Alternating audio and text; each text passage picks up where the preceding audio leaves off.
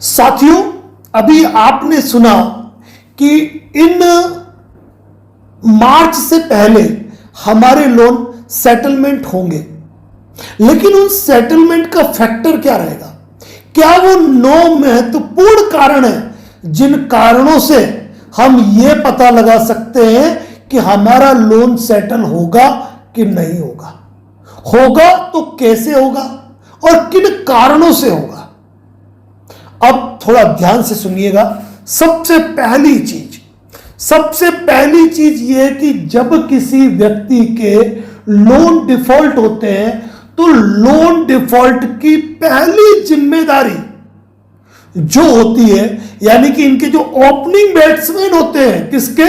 NBFC और bank के जो ओपनिंग बैट्समैन होते हैं, वो ओपनिंग बैट्समैन होते हैं रिकवरी एजेंट। अब ये रिकवरी एजेंट 2 प्रकार के होते हैं। ये जो रिकवरी एजेंट होते हैं वो 2 प्रकार के होते हैं। पहला वो जो फोन पे भोगते हैं, जो ना अपना आईडी बताते हैं ना डीआरए बताते हैं और फोन पे भोगते हैं। तो इसके लिए एक ही सलाह है कि आज हम प्रतिज्ञा लेते हैं। आपको याद है जब हम स्कूल में पढ़ते थे, लंबा हाथ करके मैं प्रतिज्ञा लेता हूं कि, मैं तो भूल गया क्या, भारत के समस्त नागरिक जो भी है, तो हम प्रतिज्ञा लें कि रिकवरी एजेंटों के आने वाले कॉल हम उठाने बंद कर दें। पहली चीज।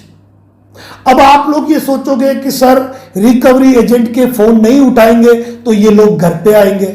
अरे घर पे जिसको आना है वो आएगा, लेकिन ये भोंकने वाले जो कुत्ते इल्लीगल रिकवरी एजेंट है ना, वो ऐसे ऐसे बिलों में दुबक के बैठे हैं जहां से वो कुछ भी भोंकते रहते हैं और आप तनाव लेते रहते हो। अब उन भोंकने वालों में कभी कोई पुलिस बन जाता है, कभी कोई वकील बन जाता है, कभी कोई अमीन बन जाता है, तो कभी कोई और बन जाता है। कभी आपको ये एहसास दिलाते हैं कि लोकल पुलिस थाने का फोन है, तो आप सबसे पहला काम भोंकने वाले रिकवरी एजेंट के फोन उठाना बंद। आप चाहें तो अपने फोन में ट्रू कॉलर की सेटिंग होती है या फोन पर कई एप्लीकेशन मौजूद है जिसमें केवल और केवल वही फोन आएंगे जो आपने नंबर सेव कर रखे हैं। बस फोन उठाना बंद। और यह ध्यान रखना, लोन एग्रीमेंट में कहीं भी नहीं लिखा है कि आपको third party recovery agent phone करेंगे, बैंक वाले फोन करेंगे तो आपको फोन उठाना जरूरी है। यह भी नहीं लिखा है कि ईमेल करेंगे तो ईमेल का रिप्लाई करना जरूरी है। यह भी नहीं लिखा है कि नोटिस देंगे तो नोटिस का जवाब देना जरूरी है। इसलिए तनाव नहीं लेना, फोन उठाना बंद। अब उसके बाद रिकवरी एजेंट की विजिट। तो एक बात ध्यान रखना कि यदि आपके लोन डिफॉल्ट है या लोन डिफॉल्ट होने वाले हैं, ऐसी स्थिति में यदि आपने प्रायर नोटिस थ्रू पोस्ट भेज दिया है तो रिकवरी एजेंट जब आपको इंफॉर्मेशन देगा व्हाट्सएप पर कि हम होम विजिट करने वाले हैं, साथ में पुलिस अधिकारी आएंगे और 5,000 रुपया विजिट का चार्ज लेके जाएंगे, ऐसे ऐसे फर्जी मैसेज करते हैं, तब आपको रिकवरी एजेंट नोटिस व्हाट्सएप वाला और एक 43 वीडियो का जो हमारा लिंक है वो आपको उनको शेयर करना है। जैसे ही उनको शेयर किया वो रिकवरी एजेंट नोटिस पढ़ेंगे और उसमें लिखा है कि डीआरए ये डॉक्यूमेंट ये चीजें जरूरी है, जब आप आओगे तो वीडियो रिकॉर्डिंग पे बात की जाएगी। वो समझ जाएंगे कि भाई ने तो मुझे एक प्रेम पत्र भेजा है और प्रेम पत्र के साथ में कुछ गुलदस्ते भेजे हैं वीडियो रिकॉर्डिंग के। अब उनको क्लिक कर करके वो देखेगा और समझ जाएगा कि मेरी रिकॉर्डिंग होने वाली है। बस रिकवरी एजेंट आना ही बंद कर देगा।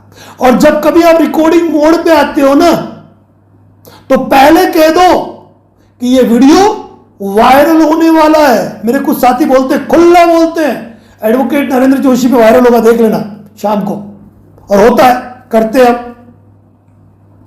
तो ऐसी स्थिति के अंदर रिकवरी एजेंट सिस्टम फेल, यानी कि जो फर्जी रिकवरी एजेंट आपके पास आकर जो तनाव मचा रहे थे, फोन करके परेशान कर रहे थे, तो पहला फैक्टर ये मार्च 2026 तक या दिसंबर तक सेटलमेंट क्यों होगा कि रिकवरी एजेंट इनके फेल हो जाते हैं। Prior notice, intimation letter, recovery agent notice और 43 वीडियो का लिंक। अब दूसरा फैक्टर क्या है? दूसरा फैक्टर यह है कि कंपनियां सेक्शन 25 का केस फाइल करती है, 138 का केस फाइल करती है, बीएनएस 316, 318 का केस फाइल करती है। तो पहले जब आपको नोटिस आ गए, आप डर गए, अपने अधिकार नहीं समझ पाए, आप बैठे हो सूरत में केस किए, कलकत्ता में, लेकिन ऑल सिस्टम मैनेज है। यानी कि यदि आपके खिलाफ किसी ने कहीं केस कर दिया, वहां के वकील साहब मैनेज कर लेते हैं, आपको तनाव लेने की जरूरत नहीं है। और सेक्शन 25, 138, बीएनएस 316, 318 भारत के कानून में प्रावधान है कि 100 गुनेगार छूट जाए, एक बेगुनाह को सजा नहीं होनी चाहिए। और इनकी चलती है ट्रायल, जिसमें लगता है लंबा वक्त। तो यहां से भी उनको कोई सफलता नहीं मिलती है। यह है दूसरा फैक्टर। तो इसीलिए डरना नहीं है, इतना ध्यान रखना है। अब आते हैं तीसरे टॉपिक पे। तीसरा टॉपिक है आर्बिट्रेशन खत्म। यानी कि इनके पास सबसे बड़ा हथियार होता है, कौन सा? वो डॉक्टर नहीं कहता है ये गोली सुबह लेना, ये दोपहर को लेना, ये शाम को लेना, दूसरे दिन वापस दिखाना। डॉक्टर साहब सुन रहे होंगे, नाराज हो जाएंगे। तो इसी तरह ये आर्बिट्रेटर करते हैं, ये इनकी लीगल फर्में करती है। आज नोटिस दे दिया, 7 दिन का टाइम दे दिया, 7 दिन में वापस नोटिस दे दिया, 10 दिन का टाइम दे दिया। जबकि इनकी पोस्ट 1 तारीख को नोटिस टाइप करेंगे, मतलब नोटिस पे तारीख 1 तारीख की टाइप करेंगे, 10 तारीख का मौका देंगे आपको और 5 तारीख को पोस्ट करेंगे। लेकिन जमाना बदल चुका है। आज की तारीख में आर्बिट्रेशन के नोटिस पे धमाधम आपत्तियां जाती है, धमाधम आपत्तियां। और इसीलिए हमने एक सवाल पोस्ट किया था हमने हमारे YouTube की कम्युनिटी में, और उस कम्युनिटी का रेस्पॉन्स क्या है मैं देख नहीं पाया, तो मैं अभी देख लेता हूं और आपको बता देता हूं। और वो सवाल ये था, अब आपने वोटिंग की कि नहीं की मुझे पता नहीं, लेकिन सवाल ये था, क्या लगातार आर्बिट्रेशन का ऑब्जेक्शन देने के बाद भी अवार्ड पास करके किसी के घर का चम्मच उठाया जा सकता है? तो 95% लोगों का जवाब था नो, और यस था 5%। अब ये 5% हो सकता है रिकवरी एजेंट हो या फिर कोई ऐसे लोग हो जिनको इन चीजों का नॉलेज नहीं हो। 144 लोगों ने वोटिंग की थी और जिसमें 95% साथियों ने कहा था कि अगर आर्बिट्रेशन पे लगातार ऑब्जेक्शन दे दिए और अवार्ड पास कर दिया तो सामान उठाया नहीं जा सकता है। तो होता क्या है, आर्बिट्रेशन के नोटिस आ गए, आपने लगातार ऑब्जेक्शन दे दिए। मुझे कई साथी कहते हैं कि सर यूट्यूब चैनल पे हम सुनते हैं कि आर्बिट्रेशन का ऑब्जेक्शन एक ही बार देना होता है। हम कहते नहीं साथियों, नहीं। एक बात ध्यान रखिए, महाभारत के अंदर युद्ध के नियम किसने बनाए थे? कोई बताएगा मुझे?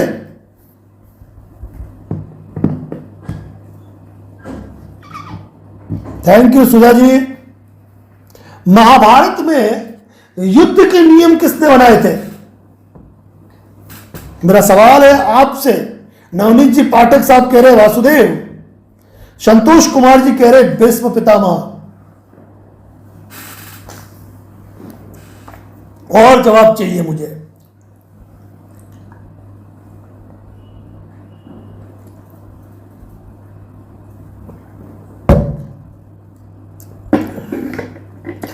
अरे भाई आपने शकुनी कह दिया, शकुनी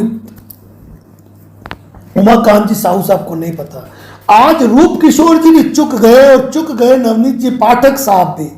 टेक्निकल विद अंशु जी चुके तो कोई बात नहीं, क्योंकि वो छोटे हैं, लगभग लोग चुक गए। महाभारत के युद्ध के नियम बनाए थे पितामह भीष्म ने, कौरवों के प्रधान सेनापति ने, क्योंकि जब युद्ध के नियमों की बनाने की बात आई थी और बात जब वासुदेव पे आई थी, तो वासुदेव ने हाथ जोड़कर पितामह भीष्म को कहा कि युद्ध के नियम आप बनाएं। और युद्ध के नियम जब पितामह भीष्म ने बनाए तो एक बात कही गई थी कि रथी से रथी लड़ेगा, अधिरथी से अधिरथी, महारथी से महारथी लड़ेगा।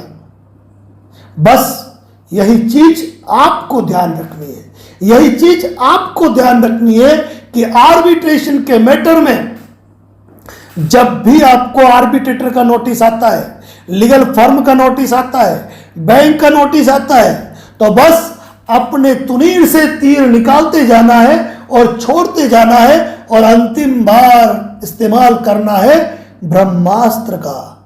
और जब ब्रह्मास्त्र का इस्तेमाल करेंगे और यह आर्बिट्रेशन का अवार्ड पास करेंगे तो यकीन मान के चलना साथियों,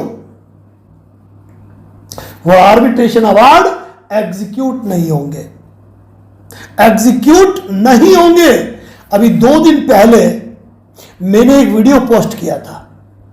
मध्य प्रदेश के शर्मा जी हमसे जुड़े थे, उनके आर्बिट्रेशन के साथ आरआरसी की कार्रवाई चल रही थी और उनके मन में किसी ने खुद को एडवोकेट बता के इतनी हताशा भर दी कि हमें लगा कि हमें इस पे वीडियो बनाना चाहिए। तो ध्यान रखना, कोई आर्बिट्रेटर अवार्ड करके आपके घर का चम्मच भी नहीं उठा सकता है जब तक कि वो कोर्ट में एग्जीक्यूशन के लिए नहीं जाए। और आप लगातार जब आर्बिट्रेशन का ऑब्जेक्शन देंगे तो रद्दी के टोकरे में जाएगा अवार्ड, कोई काम नहीं आएगा। तो ये है तीसरा पॉइंट, किसका? लोन सेटलमेंट की राह खुलने का तीसरा रास्ता कि आर्बिट्रेशन के नोटिस आए, बराबर जवाब दो। इन 3 पॉइंट में आपने एक चीज सीखी होगी, इन 3 पॉइंट में आपने एक चीज सीखी होगी, आपकी लीगल ड्राफ्टिंग मजबूत होनी चाहिए। Prior notice, intimation letter, recovery agent notice, section 25, 138, BNS 316, 318, arbitration, प्रत्येक नोटिस का जवाब दे दो। कंपनियों के रास्ते खुद ब खुद उसी तरह बंद होंगे जैसे बाहुबली मूवी के अंदर आपने उन सेनाओं की व्यू रचना देखी होगी। अब आते हैं चौथा पॉइंट। चौथे पॉइंट में बहुत ही महत्वपूर्ण चीज है, वो है लगातार डिफॉल्ट। यानी कि आपकी EMI 1 महीना डिफॉल्ट हो गई, दूसरी महीना डिफॉल्ट हो गई और तीसरे महीने भी डिफॉल्ट हो गई, तो यकीन मान के चलना कंपनियों के लिए राह प्रशस्त हो गई कि ये लोन NPA हो चुका है। ऐसी स्थिति में यदि कोई आपके अकाउंट में इलीगल फंडिंग करता है और आप सेटलमेंट करना चाह रहे हैं तो इलीगल फंडिंग की कंप्लेंट कंपनी की मेल आईडी पे करनी है। 30 दिन के अंदर यदि कंपनी आपको कोई रिप्लाई नहीं करे या उल्टा सीधा रिप्लाई करे या लिख दे हमें नहीं पता किसने पैसा जमा कराया, जिसने जमा कराया हमने उनको रिवर्स कर दिया, बच्चों का खेल है क्या? कोई फोन पे गूगल पे तो नहीं खेल रहे थे, तुम्हारे अकाउंट में पैसा गया, तुमको कोई हमने स्कैनर पे गूगल पे थोड़े किया है कि तुमको मालूम पड़ गया हाँ इस स्कैनर से आया है, रूप किशोर जी ने डाले हैं मैं उनको रिटर्न कर देता हूं, जितेंद्र जी ने डाले हैं मैं उनको रिटर्न कर देता हूं। ऐसे बेवकूफाना जवाब देने वाले NBFC के खिलाफ RBI लोकपाल में कंप्लेंट करें। अब जैसे कि श्रवण जी वर्मा साहब कहते हैं कि RBI कुछ नहीं करता है, बात तो सत्य है, लेकिन शिकायत करनी है क्योंकि यह शिकायत भी प्रशस्त करेगी मार्ग विजयश्री का, और हमारी विजयश्री लोन सेटलमेंट के अंदर है। तो लगातार डिफॉल्ट चौथा पॉइंट हो गया। अब महत्वपूर्ण बात है कि किसके लोन सेटलमेंट होंगे।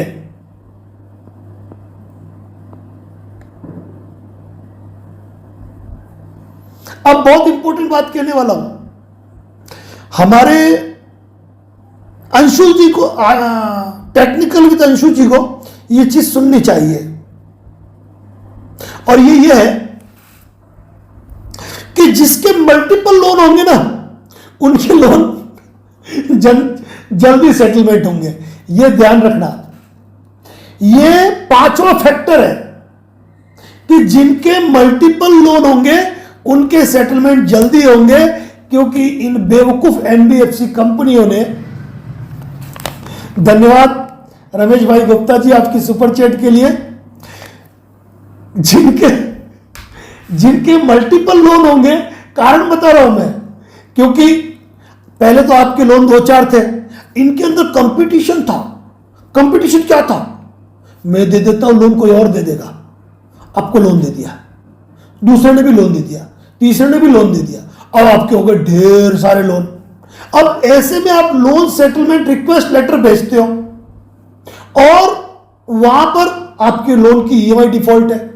अब ऐसी स्थिति में इनको सेटलमेंट करना है, तो ये देखेंगे आपकी सिविल और देखेंगे अरे बाप रे, साले इसके तो 10 लोन है, 10 के 10 लोन डिफॉल्ट चल रहे हैं। तो जिस तरह इनके कंपटीशन आपको लोन देने का था ना, उसी तरह सेटलमेंट का कंपटीशन है। पहले मैं कर लेता हूं, अगर मैंने नहीं किया और किसी और ने इसको ऑफर दिया और इसने किसी और का सेटलमेंट कर लिया, तो इसका पैसा नहीं होगा, मेरा क्या होगा?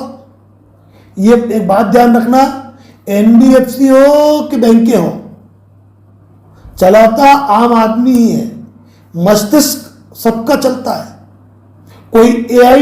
कोई एआई सेटलमेंट लेटर जारी नहीं करने वाला है, ठीक है ना? तो यहां पर यह कंपटीशन है कि अगर आपके मल्टीपल लोन है तो आपके सेटलमेंट जल्दी होंगे, लेकिन आपके 2 ही लोन है तो जल्दी की उम्मीद आप मत सोचो, बिल्कुल मत सोचो। और ये हमारे तगड़े अनुभव है।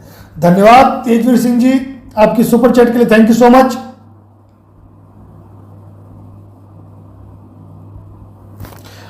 अब इतना सुन लीजिए कि मल्टीपल लोन है तो जल्दी इसीलिए होंगे क्योंकि आपकी सिविल चेक करते हैं, उनको मालूम है कि अगर मैंने नहीं किया किसी और ने कर दिया ना तो फिर मैं रह जाऊंगा।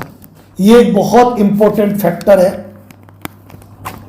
अब छठा पॉइंट,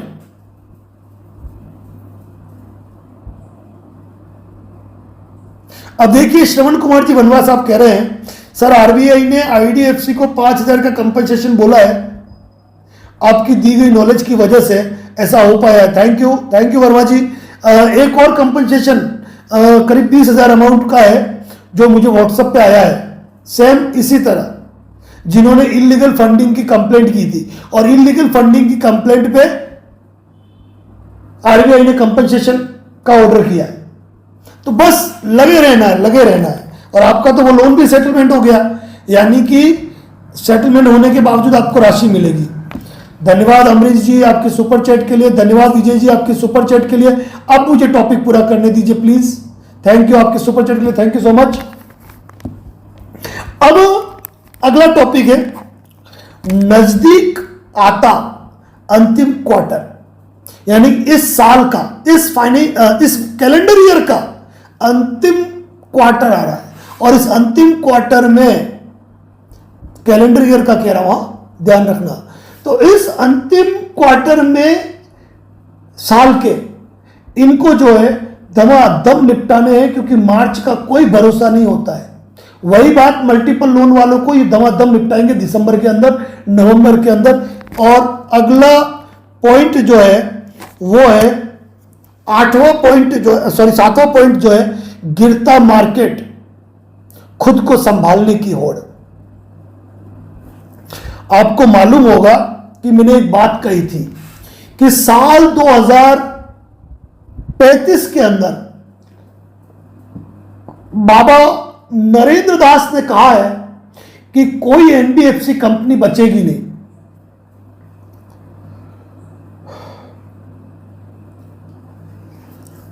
साल 2035 के अंदर कोई एनबीएफसी कंपनी बचेगी नहीं। तो ऐसी स्थिति के अंदर खुद को संभालने की होड़ चली है। आप देख रहे होंगे एक कंपनियां दूसरे को लोन बेच रही है, दूसरा खरीद रहा है, एक दूसरे में मर्ज होती जा रही है। आज आपको इस कंपनी का फोन आ रहा था, कल आपको वो कह रहा है हमने लोन खरीद लिया, यानी कि बहुत बुरी दशा चल रही है। अरे हम एक चाय का ठेला खोलते हैं ना, उसमें खर्चे लगते हैं, इनको तो पूरा का पूरा मैकेनिज्म डेवलप करना है, खर्चे निकालने हैं।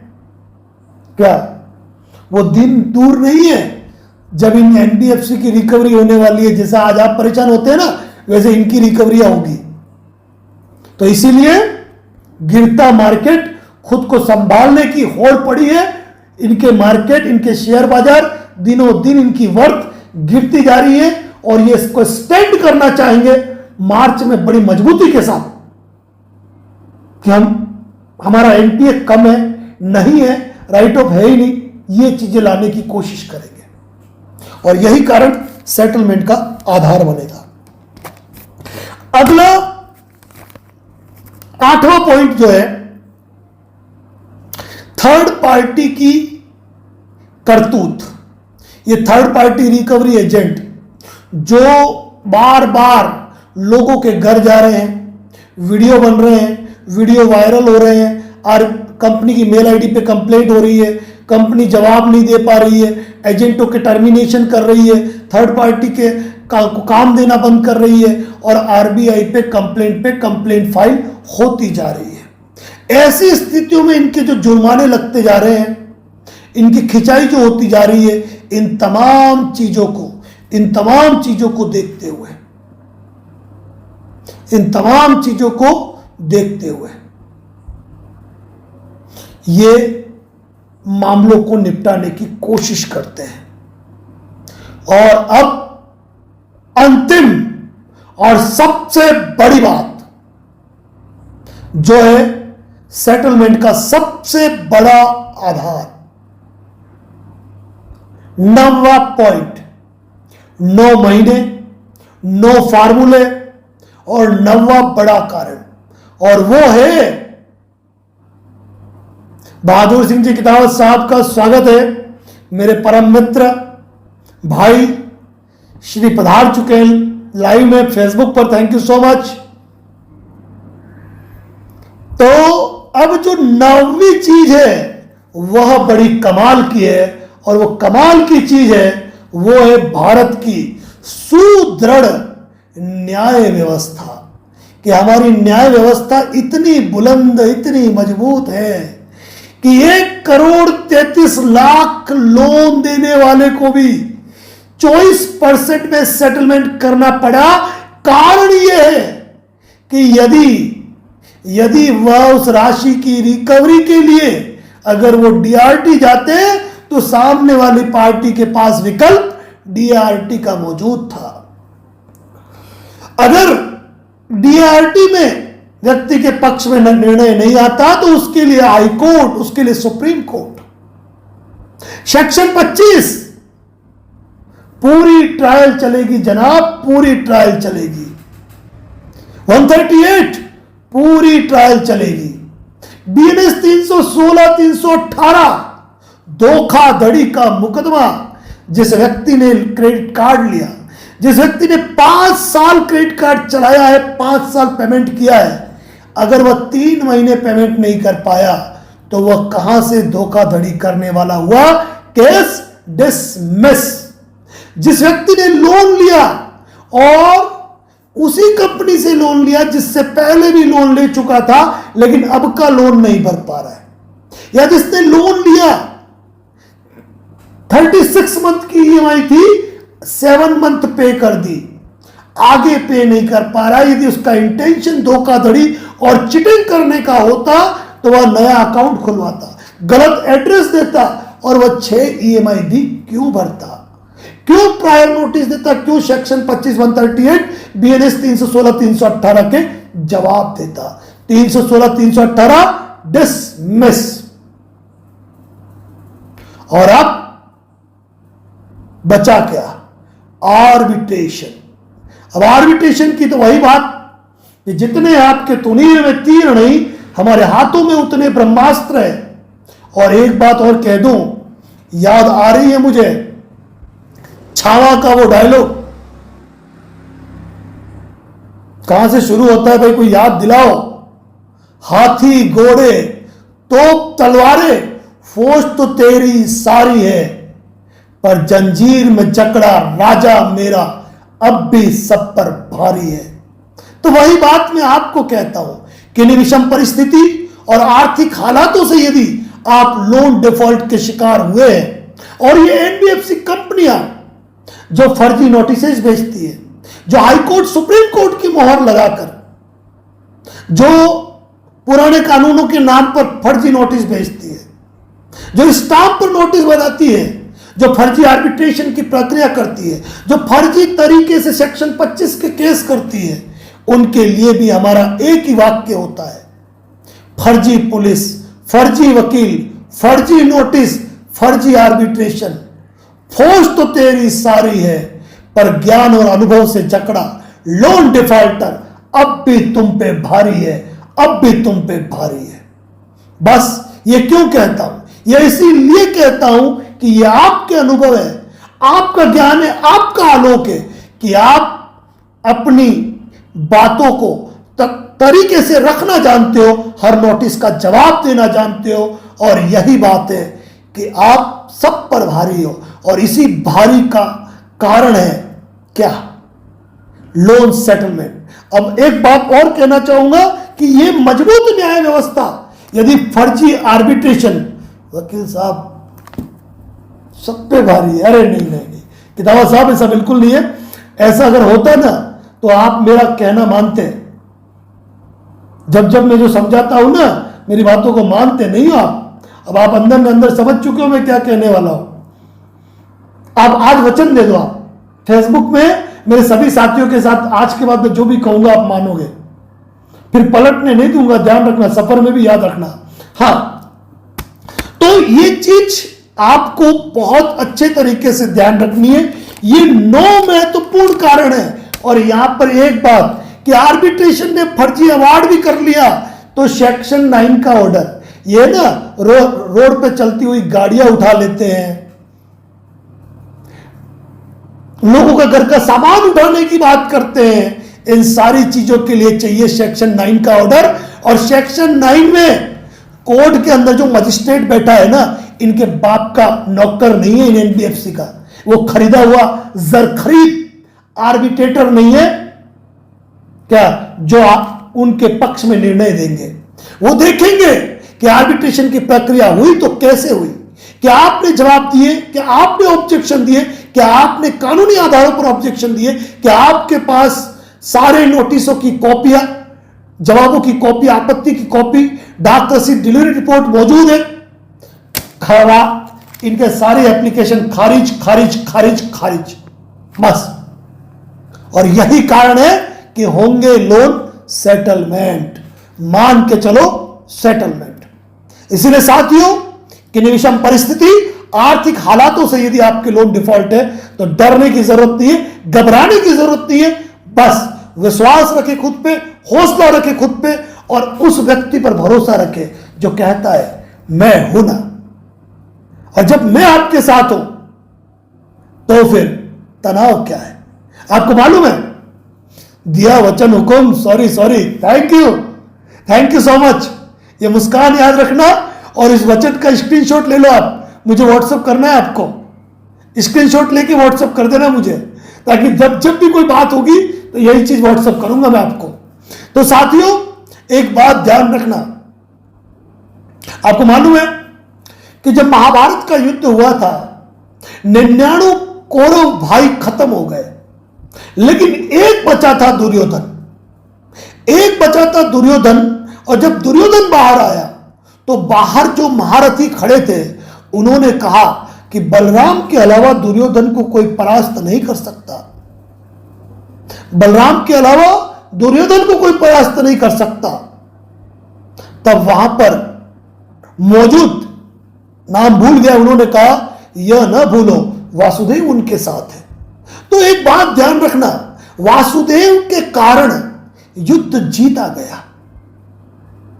अगर वासुदेव पांडवों की सेना में सारथी न बने होते और अपनी छत्र छाया में न रखा होता तो क्या पांडव वह धर्म युद्ध जीत पाते? Rinku ji thank you for super chat, welcome.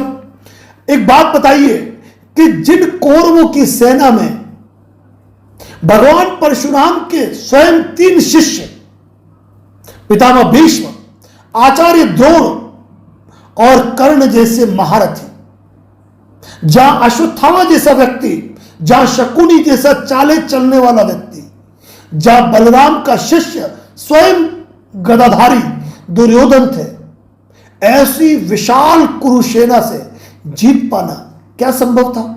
नहीं था। लेकिन यह जीत हुई। क्यों हुई? क्योंकि भगवान श्री कृष्ण ने छल की हर नीति अपनाई। वो कहते हैं कि मोहब्बत और जंग में सब जायज है। तो वहां पर जब जब अर्जुन ने युद्ध नियमों को याद किया तो स्वयं श्री कृष्ण ने उनको याद दिलाया। क्या याद दिलाया? कि कौरवों ने कौन से युद्ध के नियमों का पालन किया है, तो तुम युद्ध के नियमों का पालन करने चले हो पार्थ, वाण चलाओ। बस आपको यह ध्यान रखना है। आपको यह ध्यान रखना है, कंपनियां जितना भी छल करे, बदमाशी करे, प्रपंच करे, आप उनके महारथी बनो और जवाब देते रहो। घबराने की आवश्यकता नहीं है। और एक बात ध्यान रखना, कंपनियों को क्यों करने पड़ते हैं सेटलमेंट? इनकी करतूतें ही ऐसी है, इनकी करतूतें ऐसी है। और हम चाहते हैं कि हे ईश्वर, इन एनबीएफसी की करतूतों के लिए इनको सद्बुद्धि मत देना, इनको सद्बुद्धि बिल्कुल मत देना। क्योंकि इनको यदि सद्बुद्धि मिली तो मेरे लोन विषम परिस्थिति और आर्थिक हालातों में चलने वाले मेरे लोन साथियों को, लोन डिफॉल्टर साथियों को तकलीफ होगी। धन्यवाद सुरेंद्र जी चुक साहब। और एक बात जो हमेशा मैं कहता हूं वो सुनिए, बहुत इंपॉर्टेंट बात कहने वाला हूं। कई बार क्या होता है, आज मेरे महारथी अभी बाकी है, उनको लेना बाकी है। हां, एक साथी बहुत ही भावुक बात कर रहा हूं। आप लोग जब लोन डिफॉल्ट के दर्द में धंसते हो ना, आपके अंदर का जो ये दिल है ना, दिल इधर है, मुझे पता नहीं किधर भी हो, क्या करना है होगा अंदर, तो उसके अंदर आपके कहीं ना कहीं एक गलत भावना छुपी होती है। और वो गलत भावना क्या है मालूम है? आप खुद को बहुत ज्यादा गिल्टी महसूस करते हो। गिल्टी, आपको खुद को बहुत ज्यादा तकलीफ महसूस करते हो।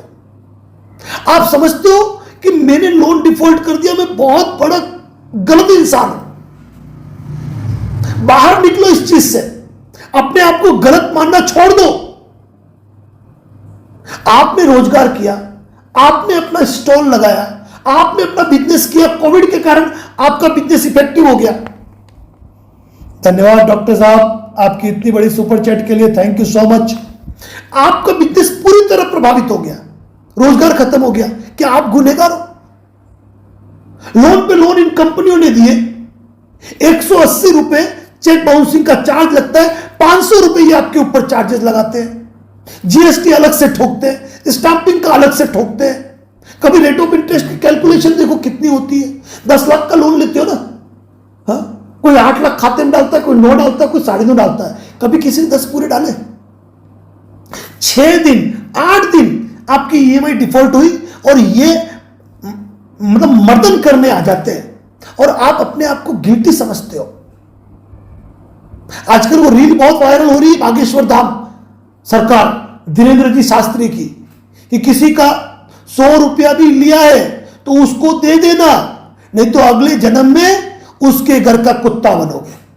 और अपने दिमाग में आप ऐसी बातें बैठा देते हो।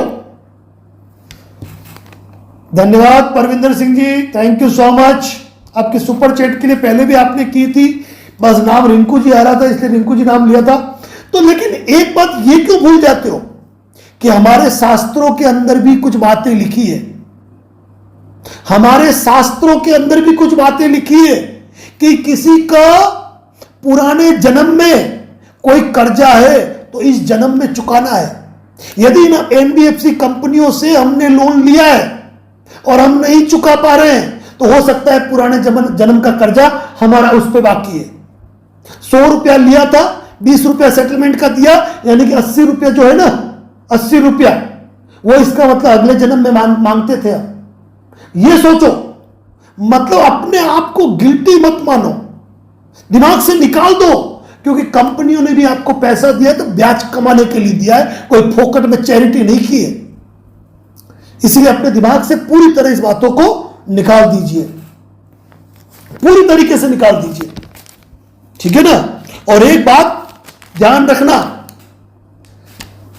डेप्ट सॉल्यूशन एक्सपर्ट आपका सारथी एडवोकेट नरेंद्र जोशी का ही चैनल है। जिसने